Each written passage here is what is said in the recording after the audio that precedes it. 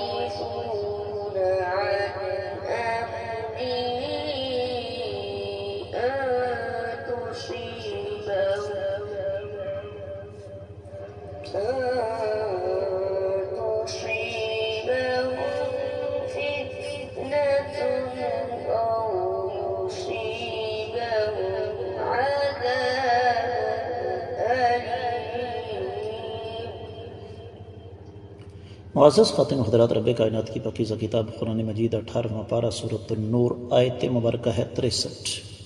اللہ رب العزت ارشاد فرماتے ہیں، لا تجعلوا، نہ تم بناؤ یا نہ تم سمجھو، دعاء الرسول،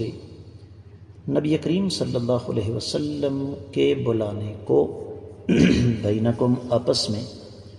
کا دعائی، جس طرح بلانا ہوتا ہے، بعضکم بعضا، تم میں سے ایک دوسرے کو، قد یعلم اللہ، یقیناً اللہ تعالیٰ جانتے ہیں، الذین، ان لوگوں کو، یتسللون، جو چپکے سے نکل جاتے ہیں، منکم، تم میں سے، لواذاً، نظر بچا کر، فَلْيَحْذَرْ، پس ڈریں وہ الذین، وہ لوگ، یخالفون، جو مخالفت کرتے ہیں، عن امرہ، آقا علیہ الصلوۃ والسلام کے حکم کی، ان تصیبہم، یہ کہ انہیں گرفت میں لے لے یا پہنچے، فتنۃ، کوئی آفت، او یصیبہم، یا پھر ان کو ملے، عذاب، سزا، علیم، دردناک، بامحاورہ ترجمہ سنیے گا، تم رسول صلی اللہ علیہ وسلم کے بلانے کو ایسا بلاوا نہ سمجھو جیسا کہ آپس میں ایک دوسرے سے ہوتا ہے۔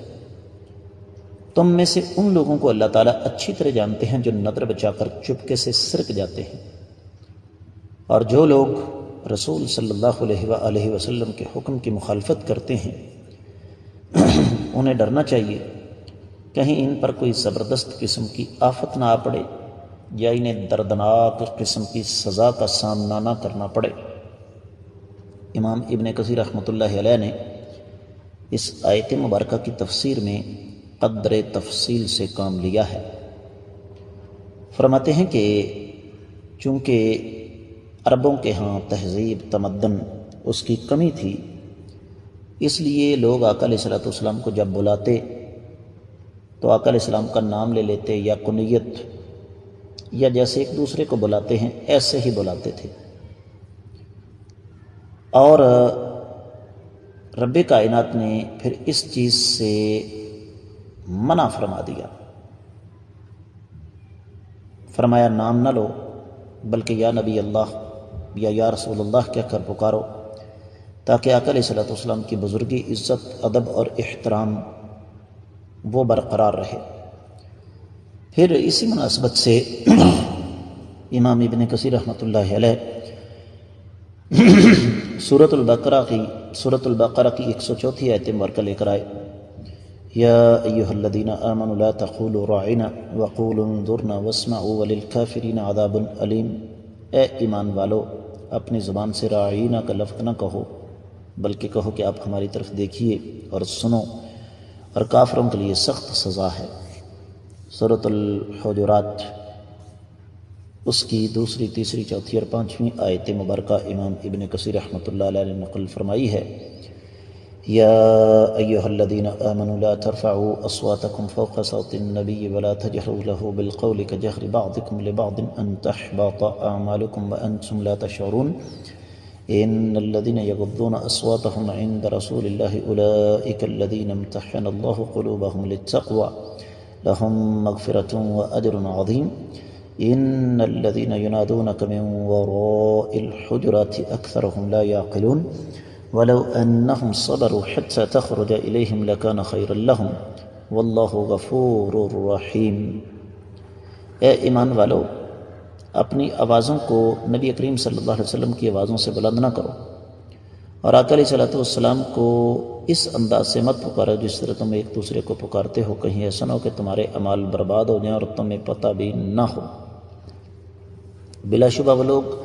جو آقا علیہ الصلوۃ والسلام کے سامنے اپنی آوازوں کو پست رکھتے ہیں، ایسے لوگوں کے دلوں کو اللہ تعالیٰ نے تقوی کے لیے منتخب فرما لیا ہے، ایسے لوگوں کے لیے بخشش اور اجر عظیم ہے۔ اور بلا شبہ وہ لوگ جو آپ کو آپ کے کمروں کے پیچھے سے آوازیں لگاتے ہیں وہ اکثر عقل سے پیدل ہیں، اور اگر وہ صبر کر لیتے یہاں تک کہ آپ باہر نکل آتے تو یہ ان کے لیے بہتر ہوتا، اور اللہ تعالیٰ بخشنے والے رحم کھانے والے ہیں۔ اور یہ بقول امام ابن کثیر رحمۃ اللہ علیہ آداب سکھائے گئے کہ آقا علیہ السلام کو مخاطب کیسے کرنا ہے، نبی علیہ السلام سے گفتگو کیسے کرنی ہے، آپ کے سامنے کس طرح بولنا ہے، اور پہلے تو حکم یہ تھا کہ آقا علیہ السلام سے سرگوشی کرنے کے لیے پہلے صدقہ کرو، تو اس کا مطلب یہ ہوا کہ نبی کریم صلی اللہ علیہ وآلہ وسلم کی دعا کو آپ اپنی دعاؤں کی طرح نہ سمجھو، یہ بھی ایک مفہوم ہے، کیونکہ آقا علیہ السلام جو بھی دعا فرماتے تھے اللہ تعالیٰ قبول فرماتے تھے، اور ان دونوں باتوں کو آپس میں اس طرح جوڑا جائے گا کہ آقا علیہ السلام کو کسی بھی لحاظ سے اذیت نہ دینا، کہیں ایسا نہ ہو کہ آقا علیہ السلام کی زبان مبارک سے کوئی ایسا کلمہ نکل جائے جو اللہ تعالیٰ کے ہاں شرف قبولیت حاصل کر کے تمہارے لیے تباہی و بربادی کا سبب بن جائے۔ پھر فرماتے ہیں امام ابن کثیر رحمۃ اللہ علیہ کہ اس سے جو اگلا جملہ ہے اس میں مقاتل بن حیان اپنی تفسیر میں بیان فرماتے ہیں کہ جمعہ والے دن خطبے میں بیٹھے رہنا یہ منافقین کے لیے بہت بھاری تھا، جب بھی ان میں سے کسی کو کوئی ضرورت پیش آتی تو وہ آقا علیہ السلام سے اشارے کے ساتھ اجازت طلب کرتا، تو آقا علیہ السلام اجازت مرحمت فرما دیتے، اس لیے کہ خطبے کی حالت میں بولنے سے جمعہ کا اجر ضائع ہو جاتا ہے۔ تو پھر یہ منافق کسی کی آڑ لے کر سرک جاتے تھے۔ امام سدی رحمہ اللہ کا قول نقل فرمایا ہے امام ابن کثیر رحمۃ اللہ علیہ نے کہ منافقین ایک دوسرے کی آڑ لے کر بھاگتے تھے، اور یہ دراصل نبی کریم صلی اللہ علیہ وسلم کی بات نہیں سننا چاہتے تھے، یہ صف سے نکل جاتے تھے، مخالفت پر آمادہ تھے۔ تو رب کائنات نے پھر ایسے لوگوں کو خبردار کیا ہے کہ اگر تم آقا علیہ السلام کے حکم، آقا علیہ السلام کی سنت، آپ کے فرمان، آپ کے طریقے اور آپ کی شریعت کی مخالفت کرو گے تو سزا تمہارا مقدر ہے۔ اپنے اعمال کو، اپنی زندگی کو آقا علیہ السلام کی زندگی کے ساتھ ملاؤ، جو اس کے موافق ہو وہ بہتر، جو موافق نہ ہو وہ مردود ہے۔ پھر صحیح بخاری کی ایک حدیث ہے، امام ابن کثیر رحمۃ اللہ علیہ لے کر آئے ہیں 2697 میں، آقا علیہ السلام نے فرمایا